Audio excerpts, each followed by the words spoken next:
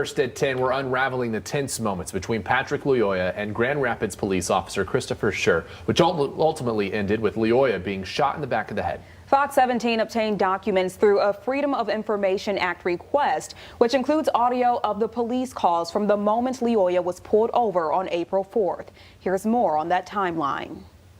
Monday, April 4, 2022. A dispatch report, also known as a CAD report, providing a crystal clear timeline of the events that unfolded on April 4th, before and after 26-year-old Patrick Lyoya was shot and killed by Grand Rapids police officer Christopher Schur.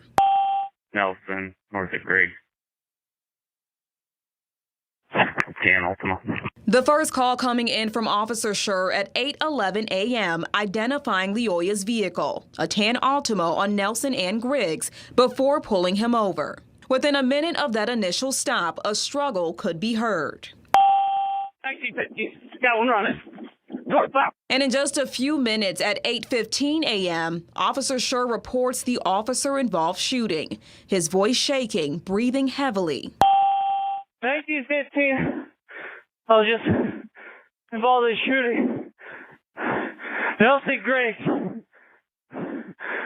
Additional units were called. A responding officer described arriving to the scene and seeing Schur with mud on his uniform pants, duty belt, and hands with a missing taser.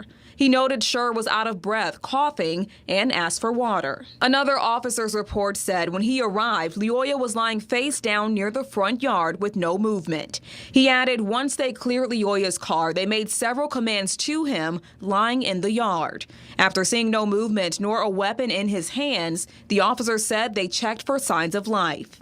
A separate officer reports seeing Officer Schur's ECD, or taser, and body cam next to Lyoya. We're up at the subject. We need ambulance near code 1. We're starting CPR right now. Audio indicates police began CPR at 8:20.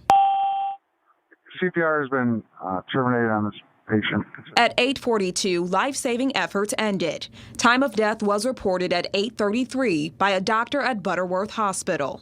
As for the passenger riding with Lyoya, an officer described him as having slow responses to his command, lack of any verbal responses, and general lethargic demeanor, believing he was under the influence of alcohol or a controlled substance. The officer reports he was also holding a lighter in his hand. He was taken into custody. Reports also show a witness who lived in a nearby home telling an officer, quote, "Your officer did all the right expletive. He did everything he could to de-escalate the situation," adding that he even yelled to the suspect to stop and yelled to the passenger of the car to tell his friend to relax. Fire dispatch manager 4. All units are cleared. All units cleared the scene at 9:08. Reports also say Officer Schur was assigned a companion officer once additional officers arrived on scene and was checked by EMS. He was then taken back to headquarters where he was processed and photographed.